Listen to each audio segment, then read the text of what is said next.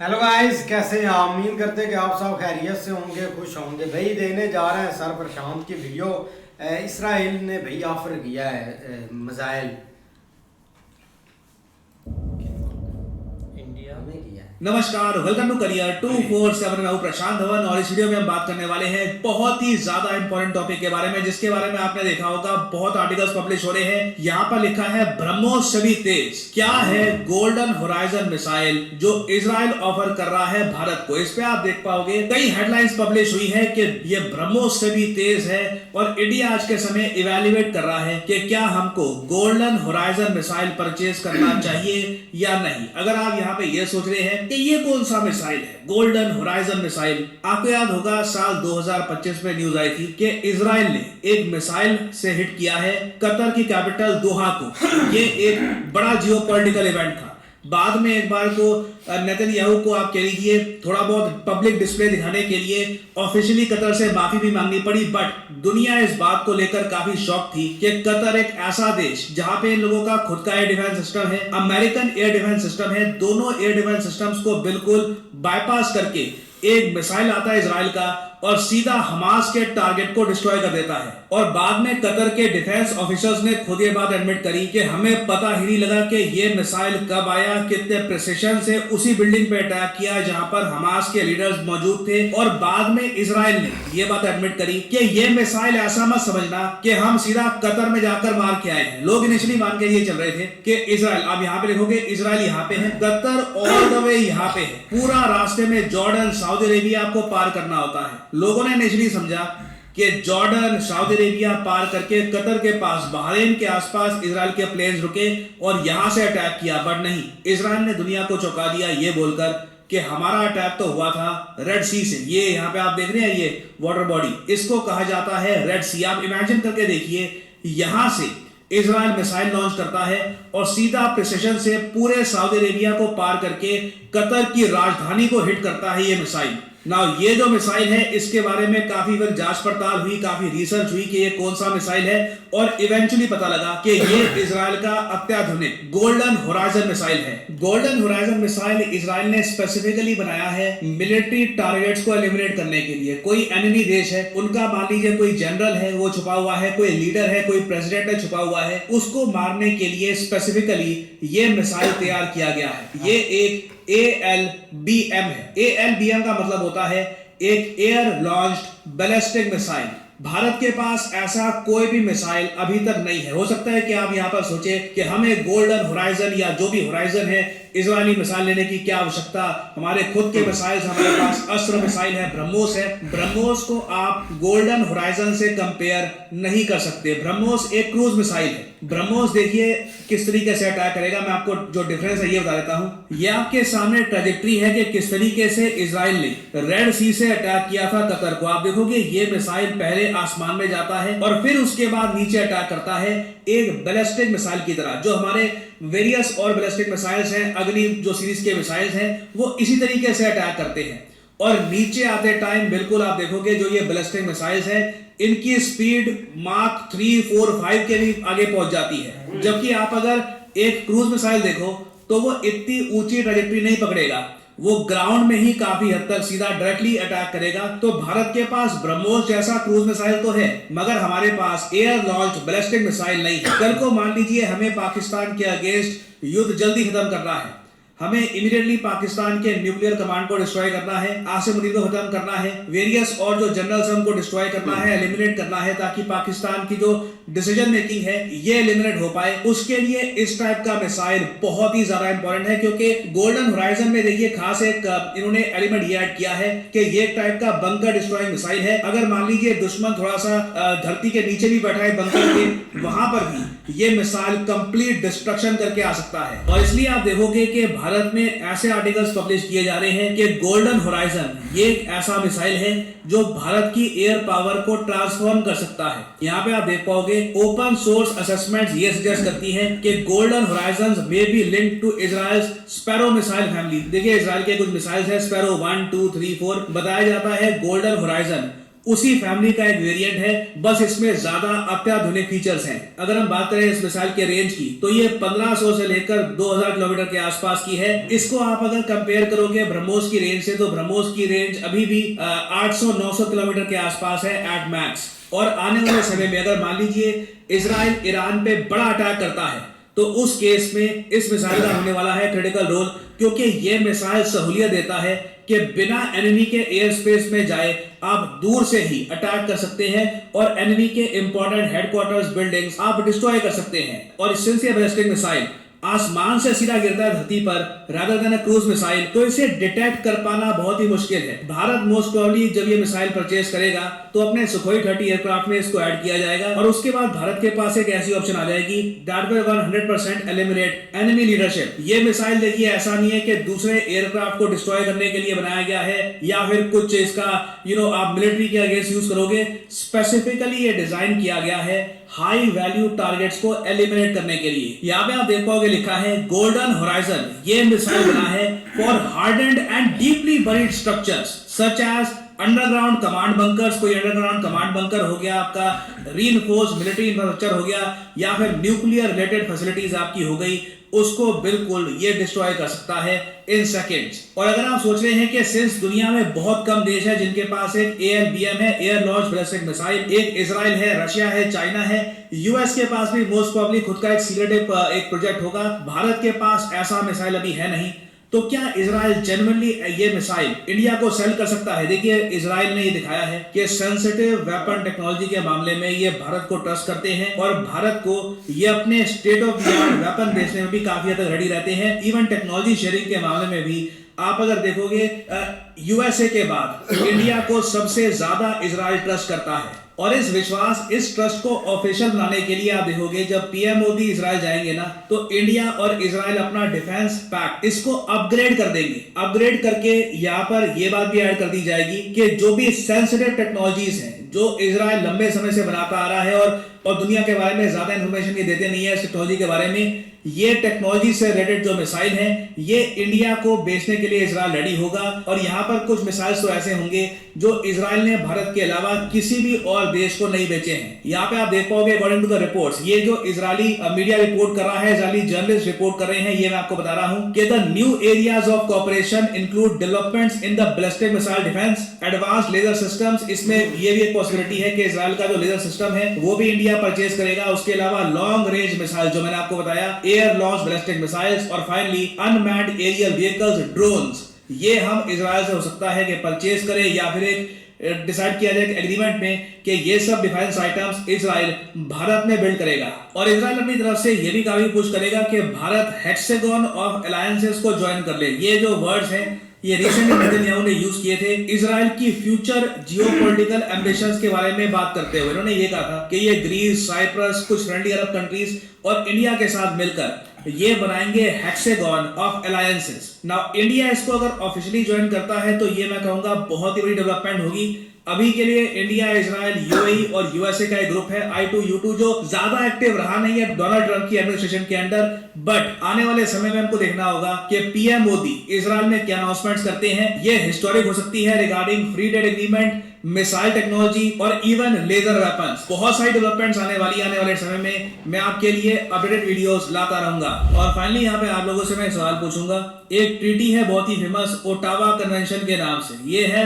Mine ban treaty. आपने देखा होगा जमीन पर जो माइन बिछाते हैं उसको बैन कर देती है ये ट्रीटी। हाल ही में एक देश ने अनाउंस किया है कि ये लोग इस ट्रीटी से बाहर निकल जाएंगे और अपने देश के आसपास माइन बिछाएंगे ताकि अपने देश की रक्षा कर सके, बॉर्डर्स की रक्षा कर सके। बताइए ओटावा कन्वेंशन को हाल ही में किस देश ने छोड़ा है? ये है यहाँ पे आपकी ऑप्शंस, भारत, पोलैंड, फ्रांस या फिर यूके। कमेंट सेक्शन में करिए उत्तर। जो लोग देंगे सही आंसर उनकी कमेंट को मैं दे दूंगा हार्ट ताकि बाकी लोग समझ पाए कि सही उत्तर क्या है। करियर 2 ऐसे ही है यार, बहुत कमाल की वीडियो है। लेकिन देखा जाए ना, मिसाइल भी बहुत मतलब कि डेंजरस है। अगर इसराइल और इंडिया की बात करें ना, तो ये भाई आज की बात नहीं है। मतलब कि स्टार्ट से इसराइल के जो एडवांस वेपन है ना, वो इंडिया के साथ वो शेयर भी करते हैं और उनकी डील वगैरह भी होती है।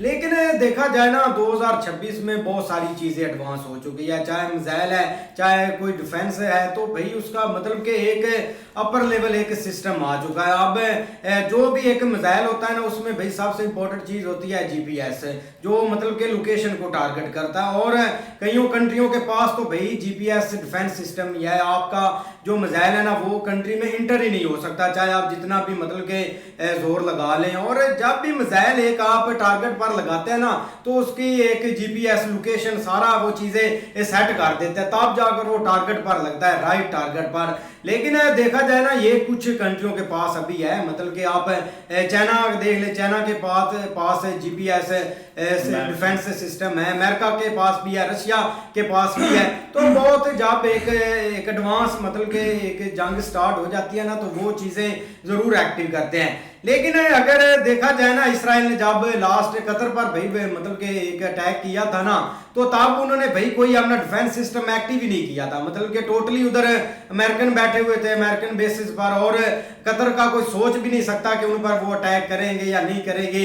ये तो एकदम सरप्राइज उन्होंने वर्ल्ड को किया था अटैक करके कतर पर, और यही मिसाइल के साथ हुआ था रेड सी से। लेकिन डिफेंस उधर भाई था ही नहीं, चाहे जो भी हो जाए। अगर इंडिया की बात करें ना, तो इंडिया का भाई सबसे बड़े जो एक दुश्मन है ना, वो चाइना और पाकिस्तान है। जब भी कोई चीज़ स्टार्ट होगी, इन दो कंट्रियों के खिलाफ ही वो अपने मतलब के जो बड़े वेपन है ना, वो यूज़ करेंगे। लास्ट में ब्लास्टिक मिसाइल है, पाकिस्तान के खिलाफ यूज़ हुआ था। चलो चाइना के साथ है, अभी मेजर एक वार नहीं हो सकती उनकी, लेकिन ये चीज़ें एक पाकिस्तान के लिए हैं, या एक अपनी डिफेंस को बढ़ाने के लिए आप किसी चीज़ पर भी ले सकते हैं।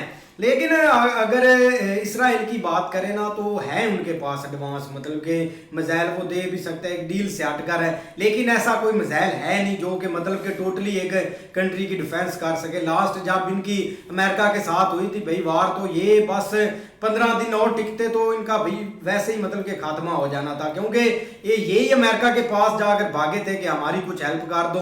तब ये मतलब कि एक सीज फायर हुआ था ईरान के खिलाफ। अभी भी मतलब कि अगर इसराइल की बात करें ना, बहुत एडवांस उनके पास वेपन है। उन्होंने ऐसे ऐसे लोगों को भाई मारा है, बंदा सोच भी नहीं सकता, और जमीन के नीचे जाकर टारगेट है।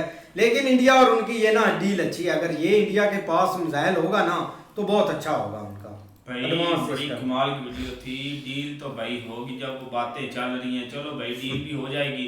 बाकी रही बात मैं इंडिया के पास पहले कौन सा कम चीज़ें हैं, ब्रह्मोस है, ये सारी चीज़ें उनके पास हैं। डिफेंस सिस्टम इतना अच्छा है उनके पास, वो क्या कहते हैं यार, S-400 है, अब S-600 लेने लगे हैं मुझे लग रहा है। वो जो न्यूज़ पहले आई थी S-500 500 लेने लगे, वो हमने वीडियो भी एक दिन बनाई थी। डिफेंस सिस्टम भी उनके पास अच्छा है। बाकी राफेल ये सारी चीज़ें उनके पास ना पहले ही बड़ी कमाल की हैं। बाकी रहेगी बात इस मिसाइल की, अगर ये इनके पास आता है तो बहुत इजाफा हो जाएगा इनके पास ये आर्मी की पावर के लिए, क्योंकि इतना तकरीबन 15-16 जो है ना 1600 की रेंज तक वो भाई मार कर सकता है, जिसमें चाइना, अफगानिस्तान, पाकिस्तान, दूसरा आते हैं अरब के कुछ कंट्रियां भी आ जाती हैं उसमें। चाइना आधे से ज्यादा चाइना आ जाता है उसमें भाई, इतनी कंट्रियां आ रही हैं उसके अंदर। बाकी ये चीजें होनी भी चाहिए, हर कंट्री को चाहिए कि ऐसी चीजों पे ना अपना भाई करना चाहिए। बाकी इसराइल की बात करें, उनका तो डिफेंस सिस्टम और ये चीजें बहुत हैवी हैं। उन्होंने तो ऐसा किया था कि वो जो फोन तो वॉकी टॉकी वो फाड़ दिए थे एक कंट्री में। बाकी उन्होंने ईरान के साथ इतना कुछ किया है भाई, दूसरा इराक में उन्होंने क्या क्या नहीं किया। बाकी रह ईरान के साथ उन्होंने उनके इतने जनरल मार दिए, उनको पता भी नहीं चलता था कौन आता मार के दौर चला जाता है। उनके पास इतनी बड़ी तकनीक है और ऐसा कुछ कर सकते हैं। अगर इंडिया के पास ये चीज़ आती है तो बहुत खतरे वाली चीज़ है ये। बिल्कुल यार, काफ़ी अच्छी वीडियो थी। और पीएम मोदी का जो अब विज़िट है ना, वो इजराइल का है। अब फिर से पीएम मोदी विज़िट कर रहे हैं इजराइल का। और ये जो एक डील है ना, ये रुकने वाली नहीं। अभी लास्ट हमने बजट देखा तो उसमें उन्होंने काफ़ी ज़्यादा ना बढ़ा दिया है आर्मी के लिए जो बजट है ना, और उसमें काफ़ी एक एडवांस लेवल पर जो एक वेपन है ना, वो ख़रीदे जाएंगे, डीलें की जाएंगी। ये चीज़ें जो अब है ना एक बढ़ चढ़ कर होगी, क्योंकि अब हर कंट्री की यही कोशिश है कि वो अपने आप को ना स्ट्रॉन्ग करे।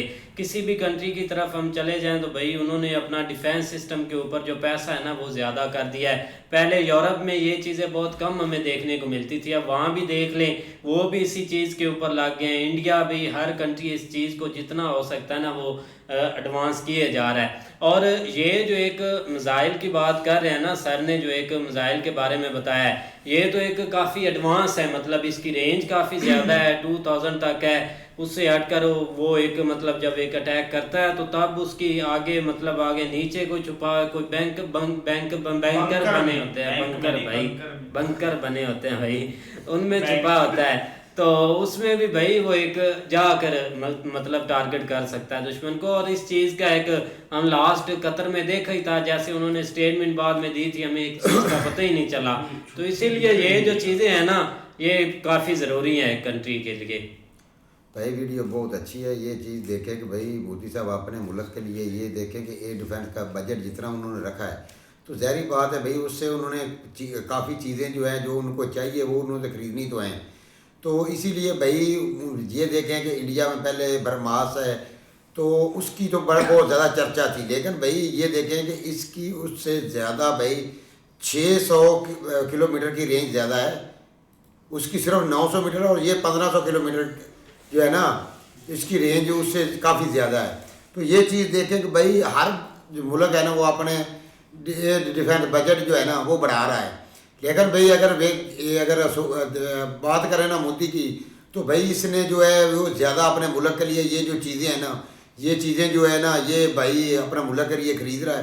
पहले भी इसने अपना इसराइल से वो जहाज़ लिए थे जो अपना ये पाकिस्तान के साथ अपना जंग के वक्त इन्होंने इस्तेमाल भी किए थे, वो फ्रांस से लिए थे। लेकिन अगर ये चीज़ देखें ना कि इसराइल ने भाई ईरान पे भी हमला किया था, लेकिन ये चीज़ देखें कि इसराइल भाई अगर इतना ताकतवर है ना तो अगर उस वक़्त अमेरिका दरमियान में ना आता तो भाई ईरान ने उसको बख्शना नहीं था। ये चीज़ आप देख लें, ईरान ने इसको कभी नहीं छोड़ना था। ईरान ने अपना अपना दिफा खुद किया है, लेकिन वो जो एक घटना हुई है ना जो इनके बड़े बड़े वो ऑफिसर उसमें शहीद हुए हैं वो सिर्फ एक बस गलती की वजह से या वो ऐसी एक योजना बनी है कि भाई एक इन्फॉर्मेशन उनको पहले एक किसी बंदे ने दी थी कि ये इस जगह पर सारा कुछ इकट्ठा है। जब भी मुकबर मरवाते हैं साइंसदान कुछ भी नहीं है, जब भी मुकबरी होती है ना उस वक्त ये एक काम होता है भाई, मुकबरी के बगैर कुछ भी नहीं होता। इस तरह ये भाई इंडिया जो है ना अपने भाई दिफा के लिए भाई अपना जो एक सिस्टम है ना उसको भाई और महफूज अपना ज़्यादा बेहतर कर रहे हैं। जैसे ये आप भाई अपना मिसाइल जो आप दिखा रहे हैं कि ये अगर ले लेते हैं तो फिर तो जो इनके अपना दुश्मन शरीक वगैरह जो है ना फिर तो उनकी खैर नहीं है, वो शरीक ही हो गए भाई। वो शरीक तो हम ही हैं मौलवी, हम भी हैं, साथ और भी हैं, भी रल जाते हैं कि चाइना वगैरह भी है। लेकिन चाइना तो इनके साथ दोस्ती होगी तो फिर पता नहीं क्यों चाइना का नाम बार बार ले रहे हैं। लेकिन ये भाई उन्होंने भाई जो लिया अपना एक मिसाइल है ना भाई वो एक जो अभी उनकी डील वगैरह जो चल रही है ना बातचीत वो भाई मुझे लगता है ये कन्फर्म कर लेंगे वो भाई।